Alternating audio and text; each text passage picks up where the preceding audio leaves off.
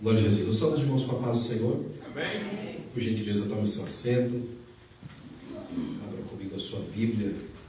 O Evangelho segundo escreveu Lucas, no capítulo de número 5. Enquanto você abre a sua Bíblia, quero em primeiro lugar agradecer ao Senhor pela oportunidade de estar aqui com os irmãos. Capítulo 19, irmãos, tá? Por gentileza. Ao 5, 19. Enquanto você abre a sua Bíblia, eu agradeço a Deus por estar aqui. Porque em primeiro lugar, Senhor, o Senhor nos salvou. Nós estávamos contados com aqueles que perecem, aqueles que vão para a cova. Mas o Senhor teve misericórdia de nós e salvou a nossa vida. Então sou muito grato porque o sangue do Senhor Jesus Cristo foi vertido na cruz do Calvário para me salvar. Amém. Isso fez toda a diferença para mim. Dias atrás eu ouvi um hino, pastor, que o irmão falava assim, um hino antigo do Osés de Paulo, alguém regravou agora, e falava assim: a melhor decisão que eu já fiz foi aceitar Jesus, salvou-me por um triz. De todas as decisões que eu fiz na vida, ele fala no hino, né? Eu já me arrependi de todas, mas teve uma que eu não me arrependi, e essa foi ter aceitado Jesus. Foi a melhor decisão que eu já fiz. Entregar a minha vida para Ele. E como se já não bastasse isso, Ele ter salvo a minha vida, Ele ainda me deu a graça de poder viver com o Espírito Santo de Deus dentro de mim. De poder meditar nas coisas dEle, de conhecê-lo melhor, né? Como se já não bastasse, Ele me batizou com o Espírito Santo, olha. Me deu dons. E aí, como se já não bastasse, Ele me deu a oportunidade de agora poder testemunhar das coisas que Ele faz. Amém. E como se já não bastasse, Ele me deu a oportunidade de vir estar aqui com você hoje à noite. Então eu estou muito agradecido a Deus. De verdade, de coração. Quero agradecer também ao nosso pastor Joel, pela oportunidade de nos liberar para estar aqui. É muito bom estar com o pastor, irmãos. O pastor esteve aqui ontem, eu estava muito tranquilo sentado naquela cadeira ouvindo meu pastor pregar. Estava muito tranquilo, irmãos. Eu estava feliz da vida, porque você está com o pastor e aí você não precisa, né, ficar se preocupando em pregar. O pastor está lá, é uma bênção. Se diminuir só um pouquinho o volume, não precisa de muito volume não, Marcos. Obrigado, meu filho. Só baixar um pouquinho o volume, tá bom. Ou desligar esse outro microfone aqui, também o microfone vai embora. E como você está percebendo, essa é a minha profissão na igreja. Eu trabalho no som, na imagem, no vídeo. E já tem alguns anos que nós cooperamos com o nosso pastor. Eu estava aqui com ele ontem, trazendo o nosso pastor para cá, levando ele de volta. E também conversando com ele um pouco, porque é sempre bom estar junto com ele, né? Falei para ele, é muito agradável a companhia dele. Muito gostoso estar com o nosso pastor. Agradeço ele pela oportunidade de estar aqui hoje. O convite que o pastor Fábio Felipe nos fez, a sua esposa, o seu filho Marcos, ao Alexandre também, né? Que eu também conheci nessa tarde, uma bênção de Deus, a Igreja do Senhor Jesus Cristo, onde nós estamos reunidos nessa noite, irmãos. O tema que o pastor escolheu pelo Espírito de Deus é muito agradável, porque ele fala de um momento muito específico no povo de Israel, no capítulo 7, versículo 12, do primeiro livro do profeta Samuel, quando Deus chama a atenção do povo de Israel para um fato muito importante, de que Deus, até aquele momento, principalmente naquela batalha que eles acabaram de guerrear, o Senhor estava os ajudando.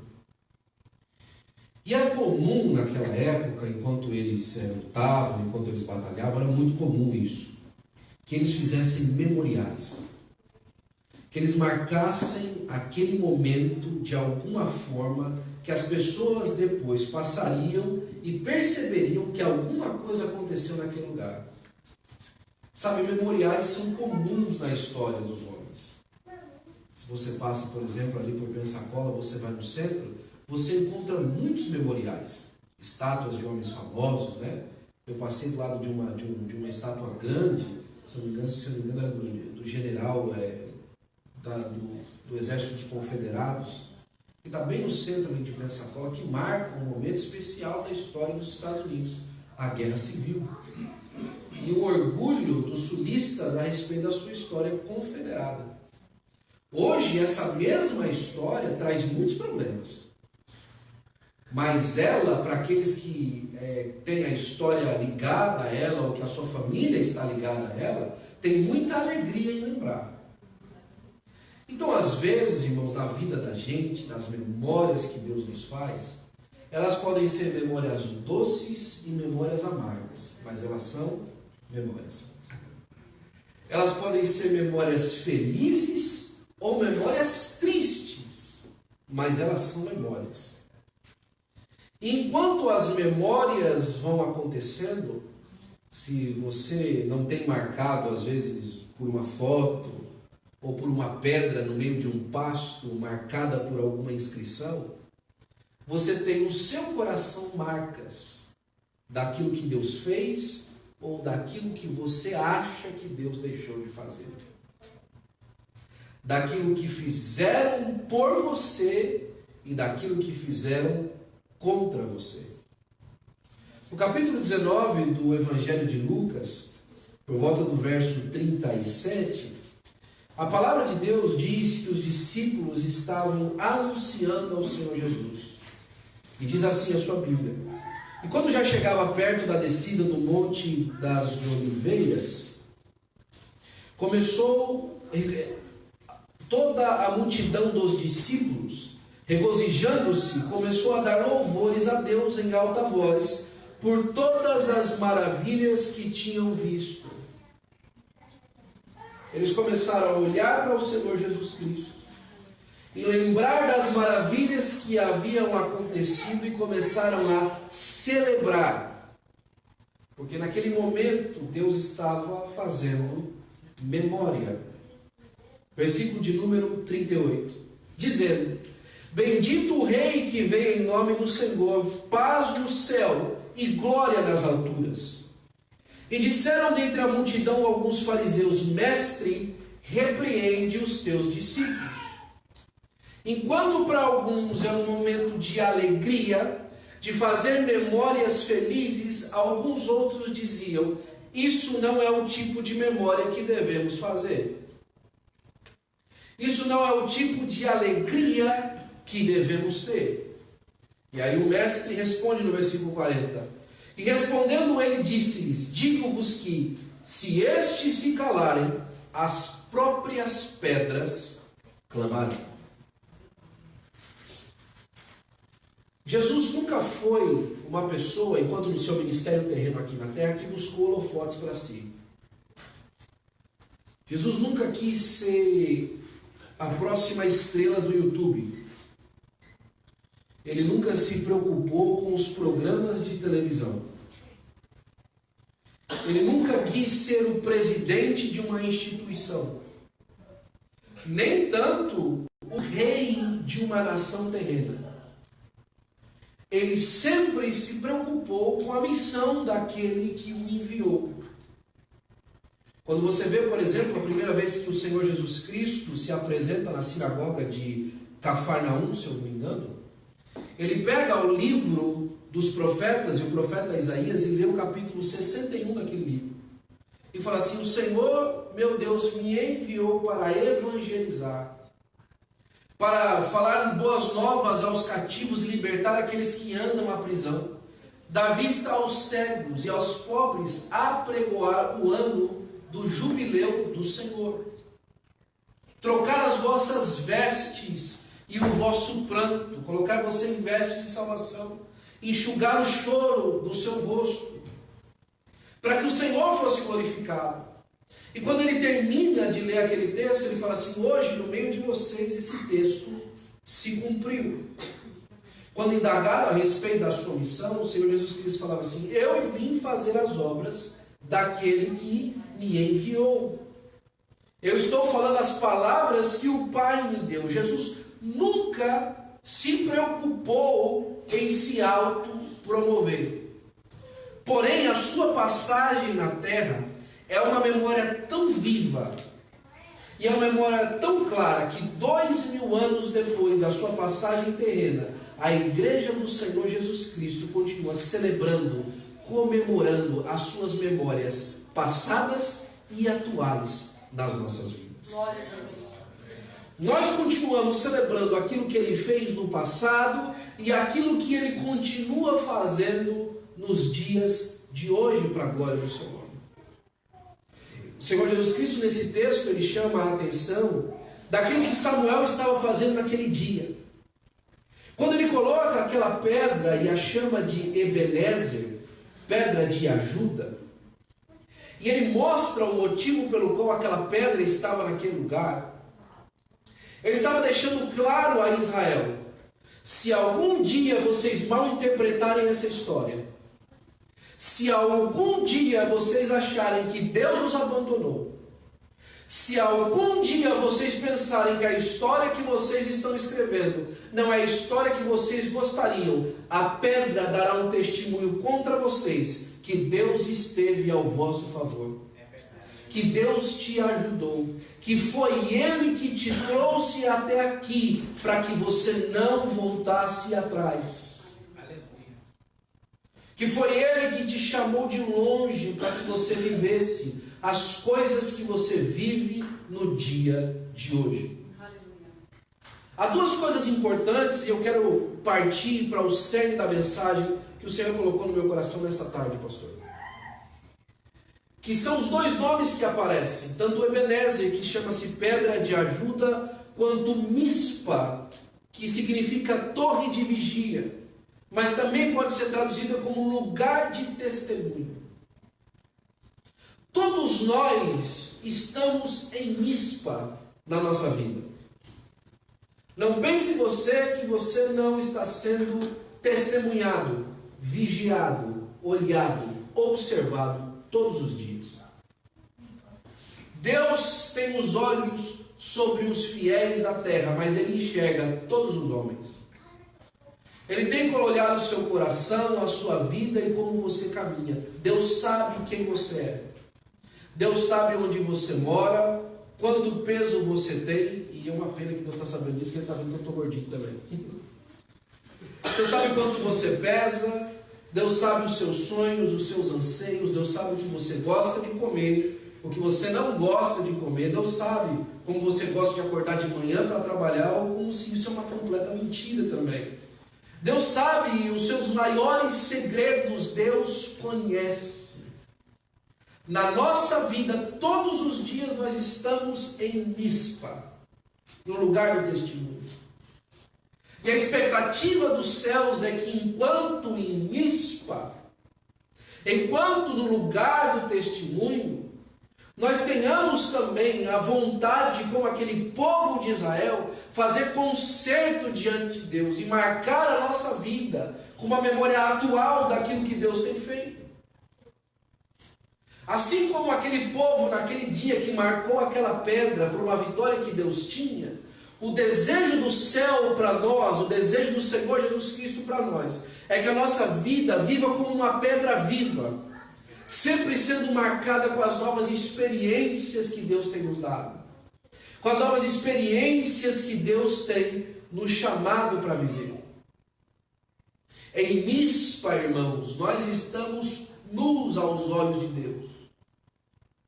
Nós estamos como que claros como cristal diante dele. E a sua chamada sobre a nossa vida também tem sido clara para que não haja dúvida daquilo que Deus deseja ao nosso respeito para a glória do seu nome. É por isso que enquanto, pastor, eu meditando sobre essa questão de Mispa e a questão de que não há como nós fugirmos de falar aquilo que Deus tem feito, e das memórias boas ou ruins que nós traçamos para nós, eu não tive como não me lembrar, pelo Espírito de Deus, de uma das histórias favoritas minhas na Bíblia, a história de José. José foi um jovem que Deus decidiu, pela sua soberana vontade, dar um dom para ele, quando ainda os dons do Espírito Santo não haviam sido inaugurados. Deus fez crescer na casa de Jacó alguma coisa que nós chamaríamos de profeta. Um rapaz que tinha sonhos a respeito do que Deus faria no futuro. E o grande problema de José é que naquele momento ele sonhava muito pouco com os outros. Ele sonhava com o que Deus ia fazer com ele. Ele sonhou que ia acontecer com a sua irmã Tamar e até conseguiu livrá-la, mas ele sonhava com aquilo que Deus ia fazer com ele. E como se já não bastasse ele sonhar com o que Deus ia fazer com ele, ele contava o que Deus ia fazer com ele. Há muita gente que fala assim, esse foi o erro de José, ele não devia ter contado os seus sonhos. Eu acho que isso, na verdade, foi o que provou de que o que ele sonhou era verdade. Porque se ele não tivesse contado, muitos anos podia ter passado e falar assim, eu sonhei com isso aqui que está acontecendo hoje. Quem quer acreditar que ele sonhou? E José cresce naquela casa, sonhando com o futuro, já marcando no seu... E a Bíblia fala que quando ele contava para o seu pai marcava essas coisas no coração. Fazia as marcas no seu coração de memória daquilo que Deus faria no futuro com o seu filho. Mas a situação de José junto com os seus irmãos, e você conhece a história, fica tão crítica que os seus irmãos decidem matá-lo. Porque o problema de José não era simplesmente os sonhos. O problema de José é que o pai gostava mais dele do que dos outros irmãos. E o pai gostando mais, José ainda abusava disso e contava tudo que os irmãos faziam de errado para o pai. Um dia, José, se fosse lá na Zona Leste, né, pastor? O pessoal fala que cagueta morre cedo, né? Lá na vila o pessoal fala assim, cagueta morre cedo. Quem conta as coisas que os outros fazem não dura muito. E eles tentaram fazer isso com José. E eles foram tão maldosos que ele falou assim, vamos matar ele, vamos ver o que vai acontecer com os sonhos dele. Vamos tirar a vida dele, eu quero saber como é que vai ter sonho para se cumprir. Alguma coisa acontece, Deus intervém nos corações e eles decidem que apenas vendê-lo seria suficiente. Eles contariam para o seu pai que eles haviam matado. Eles tiveram um pouquinho de dó de José e nada de dó do pai. Chegaram com as vestes de José sujas de sangue. Está aqui, ó, seu filho morreu. José é vendido, vira escravo na casa de Potifar. É mais uma vez enganado e vendido mais uma vez, né? Não porque o venderam, mas venderam uma história falsa.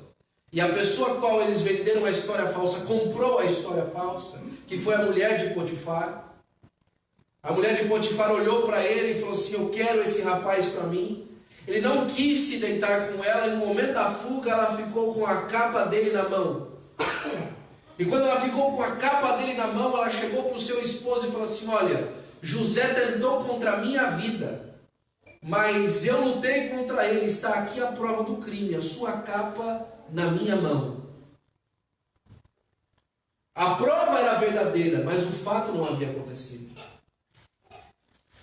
E José, mais uma vez, as coisas já estavam ruins, mas agora fica pior, ele é preso. E agora ele vai morar na cadeia. Você já imaginou os marcos de José nesse ponto, pastor? Você já imaginou as pedras de memória de José nesse momento? Deixa eu perguntar para você, como é que você tem marcado a sua vida? Que tipos de memória tem marcado a sua existência? Que tipo de etapa você tem vivido até hoje que tem sido a meditação do seu coração quando pensa no passado? Mais uma vez Samuel chama o povo e fala assim, olha, essa pedra é para fazermos uma memória boa. Mas as pedras no nosso coração têm sido marcos de fracasso, de derrota, de perseguições, de maltratos, de traumas e de coisas ruins que fizeram contra nós. Quanta gente tem vivido hoje falando assim, se não tivessem me feito assim no passado, eu estaria em outro lugar na minha vida hoje. Se o meu pai ou a minha mãe não tivesse me dito isso e isso, eu estaria em outro lugar na minha vida hoje. Mas deixa eu falar uma coisa para você. A pedra de esquina, a pessoa do Senhor Jesus Cristo, na noite de hoje, quer marcar uma memória de uma etapa nova da sua vida, para que essa sim seja um marco de bênção e de vitória para você, para o resto da sua vida, para a glória do nome de Jesus. José podia estar marcado com todos esses tipos de pensamentos ou coisas ruins. Ele podia estar vivendo com a sua memória no passado, remoendo aquelas etapas, as palavras, as perseguições. Ele podia ficar de noite pensando no caminho que ele fez em cima daquela cavalgadura, ou andando atado a um cavalo ou um camelo até chegar no Egito. E o camelo puxando, e ele com sede, e ele com fome, e as noites de frio no deserto. Ele podia estar pensando nisso. Mas a única coisa que a palavra de Deus nos fala, pastor, é que até na prisão o Senhor era com ele. Que até no lugar de luta Deus o abençoava. Que até na dificuldade alguma coisa havia naquele rapaz, que ele se destacava para o bem. E a situação fica tão ruim, pastor, no reino. Alguma coisa aconteceu no palácio, que o copeiro e o padeiro do rei foram parar na cadeia junto com José. Às vezes a gente menospreza a questão do copeiro e do padeiro na Bíblia, mas eram cargos de extrema importância. Porque o padeiro era responsável pela comida do rei, para que a comida não fosse envenenada. E o copeiro por tudo que o rei bebia. Então eram cargos de extrema confiança. Alguma coisa aconteceu no palácio, que a desconfiança caiu sobre o copeiro ou o padeiro. É um dos dois. Alguém deve ter morrido. E a culpa ficou entre um dos dois. Enquanto as investigações da Lava Jato se desenrolam, vai os dois para a cadeia. Alguns dias se passam, os dois têm um sonho. E por algum motivo, porque isso devia ser notório na cadeia, eles vão procurar José para desvendar.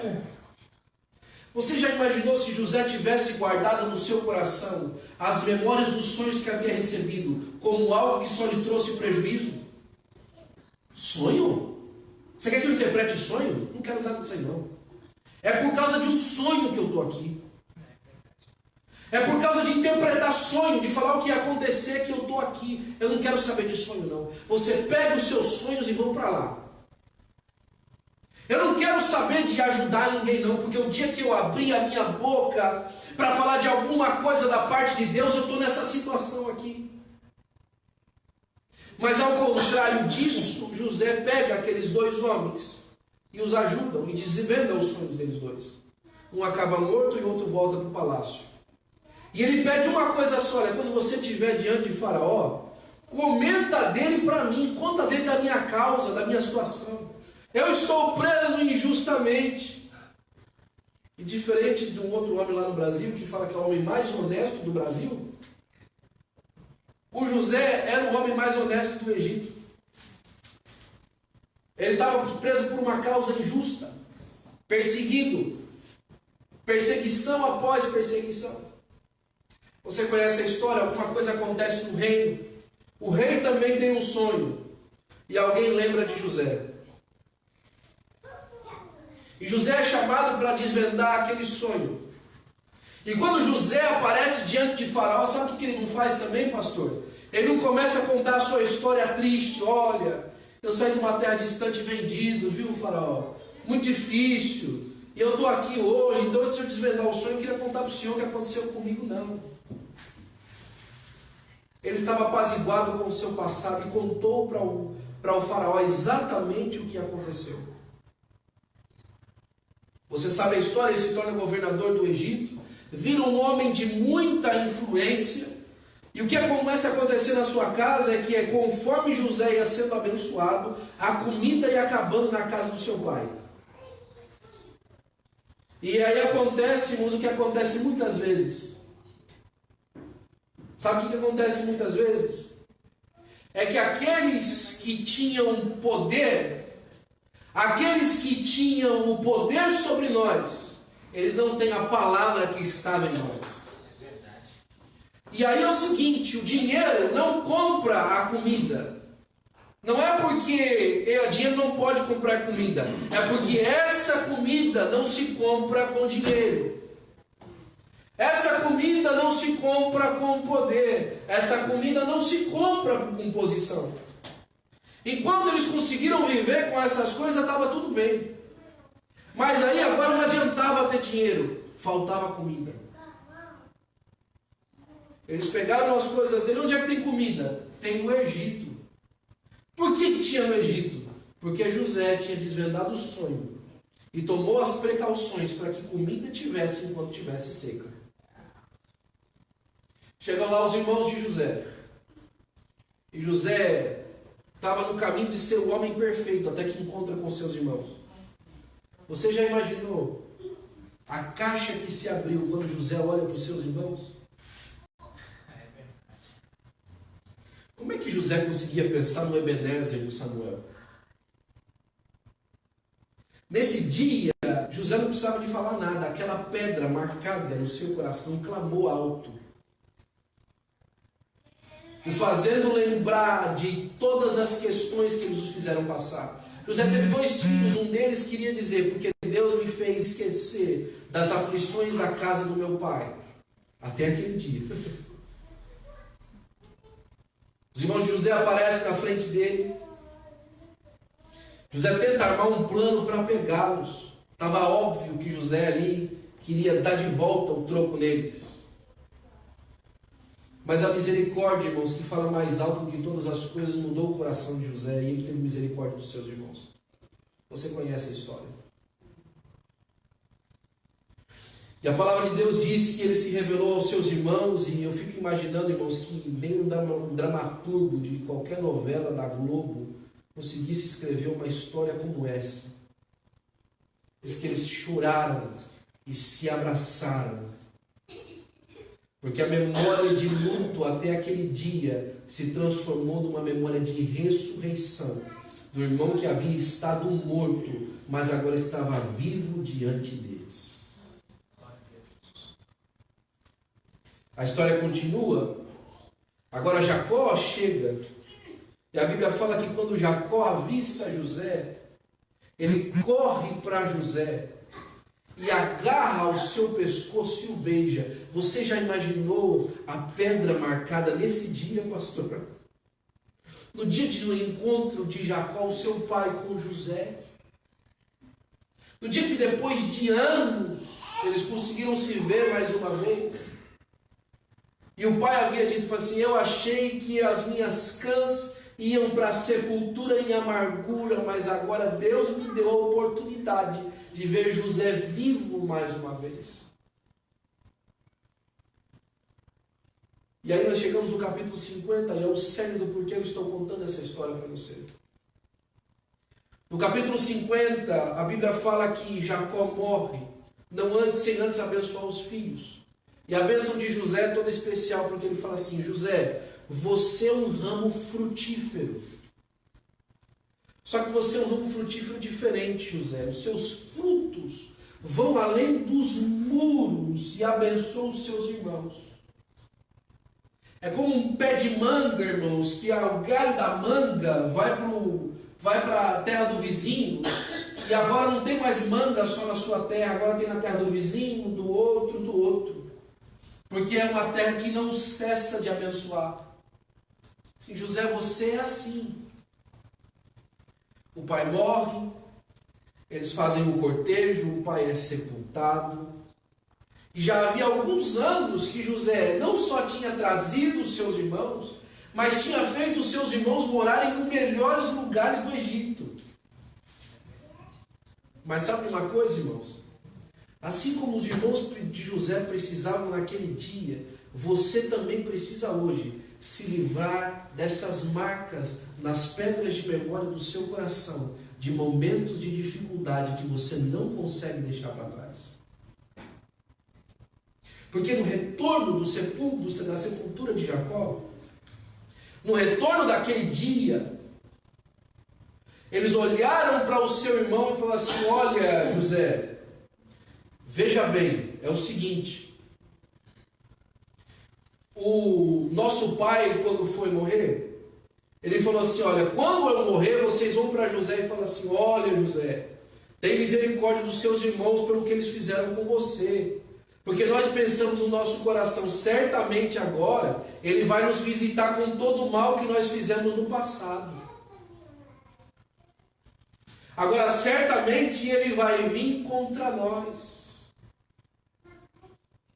Você já imaginou que eles falam uma coisa, irmãos, que a Bíblia não registra? Em momento algum se registra Jacó dizendo aos irmãos de José para dizerem isso a ele quando ele morresse. Mas o medo deles era tão grande que eles usaram o nome do pai para poder ver se livrava daquele aparente miséria que estava na frente deles. José chora. Ele chora porque já fazia alguns anos que eles estavam vivendo juntos, vivendo o melhor daquela terra. E ele chora porque, olhando os seus irmãos, ele pensou assim: vocês ainda guardam no seu coração essas memórias. Vocês ainda têm capacidade de olhar para o nosso passado, para aquilo que aconteceu para trás e considerar hoje um dia de possível derrota. Depois de tudo que nós passamos e vivemos juntos, vocês acham ainda que no coração de Deus para nós existe maldade para nos visitar? Depois de enxergar a cruz do Calvário e entender que Deus entregou o seu Filho para a salvação da nossa alma, você ainda acha que Deus guarda a sua vida com um olhar de maldade sobre você? Você ainda considera no seu coração memórias que hoje podem te destruir? José chora por enxergar nos seus irmãos a incapacidade de receber perdão. Existe uma história que se conta aqui nos Estados Unidos de um rapaz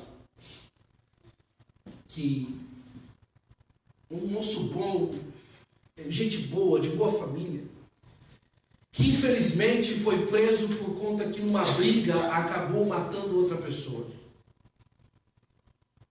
E ele foi preso e condenado à prisão perpétua. Por conta que a morte, apesar de ter sido um momento que ele estava brigando pela sua própria vida, ele acabou se excedendo na força e realmente matou outra pessoa. Agora, o fato interessante foi que esse bom rapaz, preso agora, começa a motivar o coração de todos na cidade para que escrevessem uma carta ao governador para que perdoasse esse jovem do crime que ele cometeu.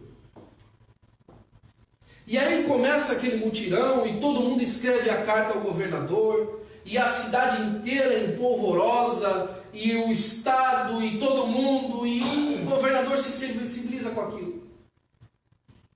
Então o governador fala assim: eu vou fazer uma surpresa para esse jovem. Ele se vestiu de pastor, pegou uma Bíblia e colocou a carta de perdão no meio da Bíblia. E foi visitar aquele jovem na cadeia. Quando chegou à cadeia, o carcereiro falou assim: olha, rapaz, tem um pastor aqui para te visitar. E ele falou assim: eu não quero ver pastor nenhum. O pastor se aproximou da cela e falou assim: meu jovem, deixe-me conversar um pouco para você sobre aquilo que Deus pode lhe oferecer. Eu não preciso que o Senhor me diga nada. Onde eu estou aqui, ninguém pode me salvar. O governador então percebeu que o jovem estava irredutível, insistiu mais um pouco. E aí o jovem, de maneira blasfema, começou a menosprezar a presença do governador travestido de pastor. O governador então desiste e vai embora. E quando o governador vai embora, o carcereiro vira para o jovem e fala assim: você é louco? Esse era o governador que veio te visitar. Ele estava com a carta de perdão no meio daquela Bíblia para te entregar hoje. Hoje você ia ser liberto. Alguns anos se passaram e outros presos foram morar naquela cadeia. E naquela conversa sempre de preso, eles perguntam, né? Por que você está aqui? O que você fez? Qual o crime que você cometeu? E quando chegavam para aquele homem agora, depois de muitos anos na cadeia, perguntavam: que crime você cometeu? Por que você está aqui? Ele falava: eu não estou aqui pelo crime que eu cometi. Eu estou aqui pelo perdão que eu recusei. Estes eram os irmãos de José naquele dia. O medo deles não era por conta daquilo que eles haviam feito. Porque o que eles haviam feito, mesmo assim eles ainda estavam vivos. O problema deles naquele dia é pelo perdão que eles haviam recusado do seu irmão. E o seu irmão chorava. Pedras marcadas com miséria e coisas ruins. José então olha para eles e diz, para mim, um dos momentos mais ricos da Bíblia. Porque não só perdoar os seus acusadores, perdoar quem lhe fez mal, mas abençoar quem lhe fez mal. José olha para os seus irmãos e fala assim, vocês ainda estão nessa. Será que vocês não perceberam que todo o mal que vocês intentaram contra mim, Deus transformou isso em bênção para a conservação das nossas vidas? Aleluia. Não da minha. Não só da minha vida, das nossas vidas.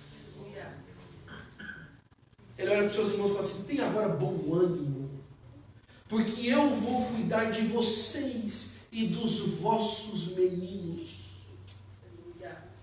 Eu não vou só abençoar vocês, eu vou abençoar seus filhos.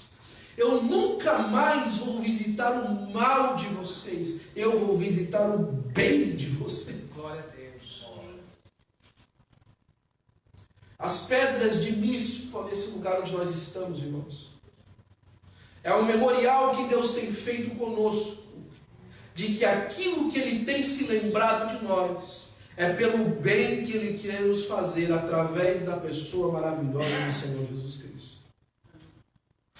No dia das nossas provas, no dia dos nossos problemas, Deus Ele tem e quer nos visitar e continuar nos visitando, consolando a nossa vida para que andemos para frente.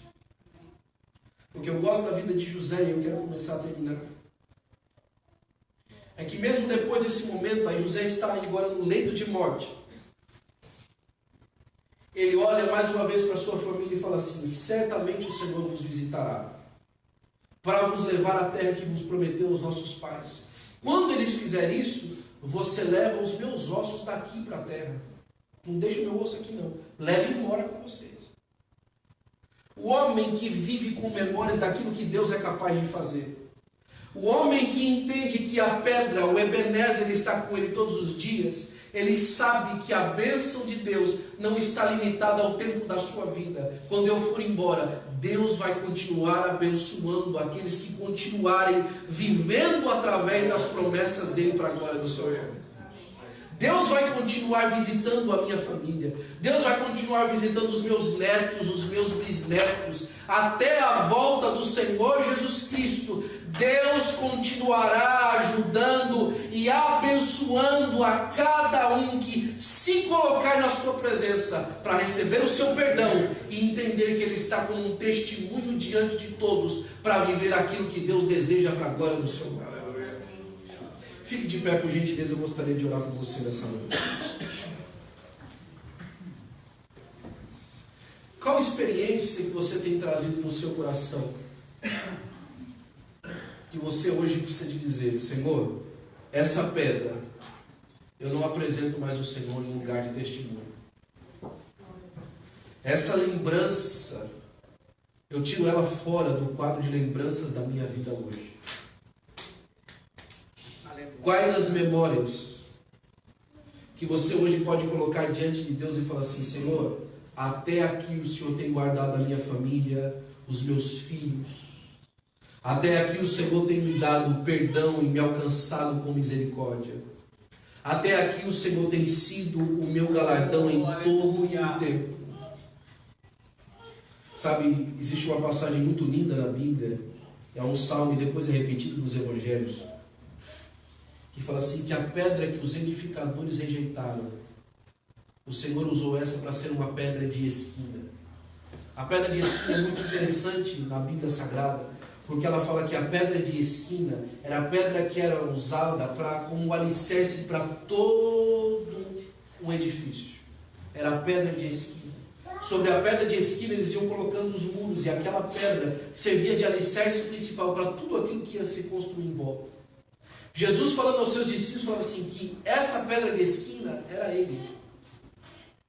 Ele era essa pedra de esquina.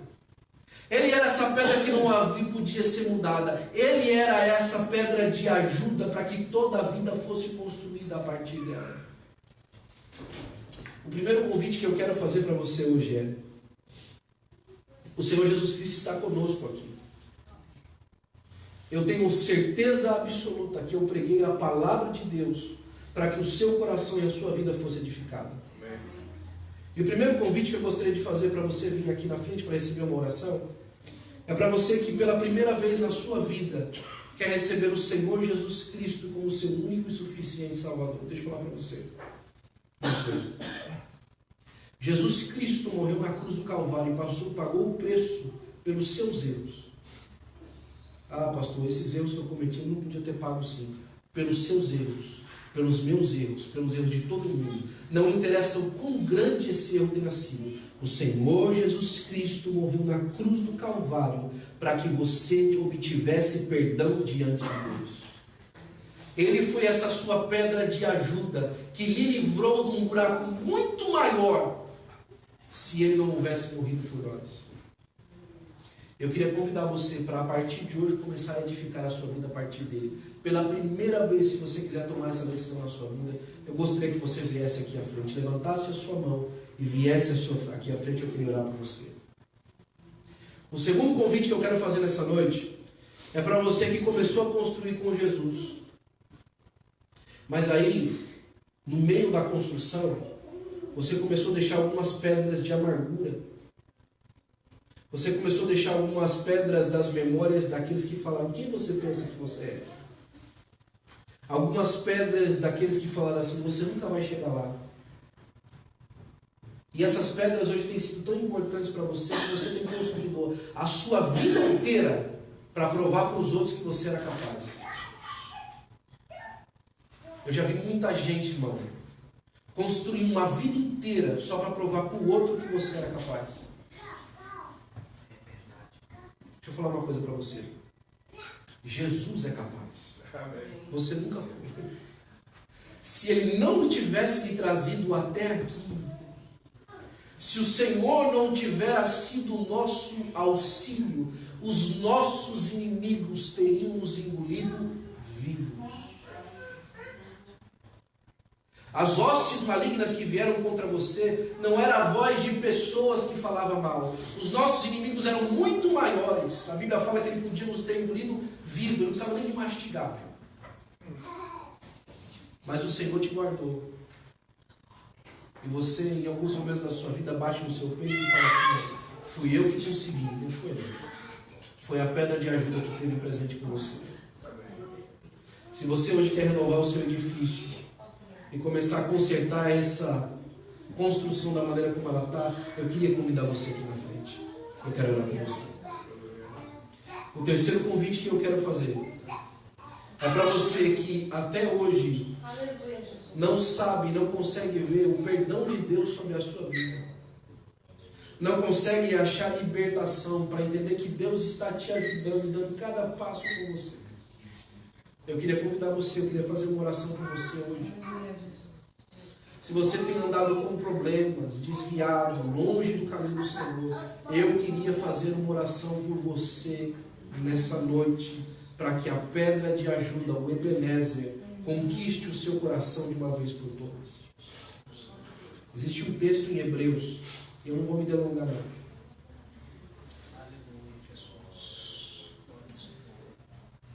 Que ele fala assim: olha, quando você ouvir o Espírito de Deus falando na sua vida, não faça como aquele povo no deserto fez e endureceu o coração. Eles endureceram o coração e por causa disso Deus falou assim: vocês não vão experimentar o meu repouso. Eles endureceram por ouvir a voz de Deus e falaram assim: essa palavra eu não preciso entre aspas, me humilhar ou me expor na frente de ninguém. Você está diante de Mispa, o lugar do testemunho. Você está exposto, queiram ou não, diante de Deus. venha receber a oração, para que hoje façamos um pacto com Deus dessa pedra Ebenezer, de ajuda que Deus tem nos dado através da pessoa do Senhor Jesus Cristo. Eu vou cantar a estrofe de um hino, e eu canto, eu vou esperar você mais 30 segundos. Tu és soberano sobre a terra, sobre os céus, tu és Senhor absoluto. Tudo que existe acontece, tu sabes muito bem, tu és tremendo. E apesar desta glória que tens, tu te importas comigo também. E este amor tão grande eleva-me, amarra-me a ti. Tu és tremendo. Agora você lembrou de novo? Tu és soberano sobre a terra, sobre os céus, tu és Senhor absoluto. Tudo que existe acontece, tu sabes muito bem, tu és tremendo. Aleluia. E apesar desta glória que tens, tu te importas comigo também. E este amor tão grande eleva-me, amarra-me a ti. Tu és tremendo. Senhor, meu Deus e meu Pai, eu preguei a tua palavra, Senhor, segundo o Senhor me deu. E ela falou, Senhor, Pai, muito ao meu coração, Jesus, de grandes memórias que o Senhor tem feito para o bem das nossas almas, ó Senhor. E eu falei, Pai, para os teus filhos aquilo que o Senhor é capaz de fazer na vida deles, ó Pai. Eu ministrei, Senhor, Pai, sobre eles, Jesus, sobre as coisas que o Senhor tem vontade de fazer com eles, ó Pai. E eu te peço agora, Senhor, eis aí os teus filhos, fazendo um pacto diante do Senhor de uma nova etapa para as suas vidas. De um Ebenezer, Senhor, reconhecendo a pedra de ajuda que representa a tua mão sobre a vida deles. Deus, tremenda. Foi o Senhor quem fez, ó Pai. Foi o Senhor quem trouxe. Foi o Senhor quem ajudou. Foi o Senhor quem mostrou, Pai. Remove, Senhor, essas pedras de amargura do meio do caminho, Senhor. Remove, Senhor, Pai, esses problemas, ó Senhor, Pai, do coração no dia de hoje, Senhor, Pai. Tira, Senhor, Pai, essas etapas perdidas no dia de hoje.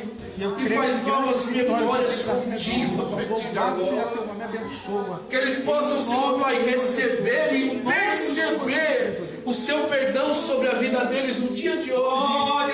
Porque o Senhor é o único que pode tirar a culpa das nossas faltas, pecados e erros. E o Senhor faz isso hoje para a glória do seu nome, Pai. Faz assim sobre a vida dos meus irmãos, ó Pai, e cobre as nossas vidas com o teu sangue. E nós te daremos a glória, a honra e o louvor para sempre, Senhor. Em nome de Jesus. Em nome de Jesus.